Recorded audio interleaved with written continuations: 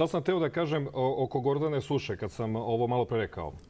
Dolazi na RTS pre nekoliko meseci i sada šta radi?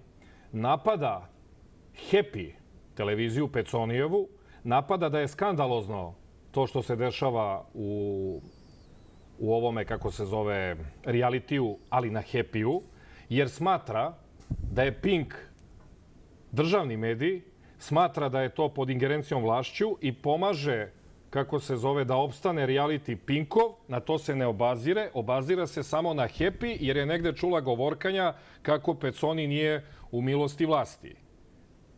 I zbog toga se obrušava samo na reality na Happy-u i kao tu morališe i kao drži ona stara politička prevrtačica i stara komunjara i stara igračica, ta ista Suša. I sad šta radi?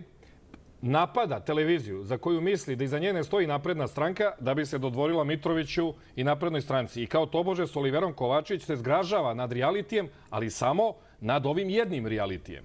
Međutim, naravno, prikriva B92 i tako dalje u ime starih dobrih dana kada se, kako se zove, tamo sa njima sjedinjavala u svim mogućim idejama.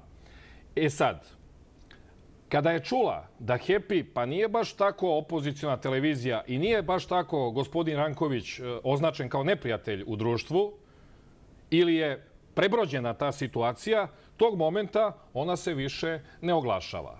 Tog momenta više ne maltretira Milomira Marića da dolazi da se ispoveda u RRA i tako dalje, jer je videla da je Milomir Marić sada Srpska napredna stranka. Verovatno kad ga vidi u ovim specijalima, jasno je da je i to leglo na rudu i sada mirna Bačka. I više nema moralisanja oko ovih realitija. Pitajte Gordanu Sušu sada da prokomentariše realitije. Niti sme Mitrovićeve, niti sme Peconijeve. Niti sme bilo šta da kaže. Ima da ćuti i da sluša vlast za platu u RRA. Ali će svaki put da prima Nebojšu Čovića koji će da se obrušava na ovu televiziju i na ovu emisiju zbog stvari koje su izrečene samo na osnovu onoga što se stvarno dešava i događa.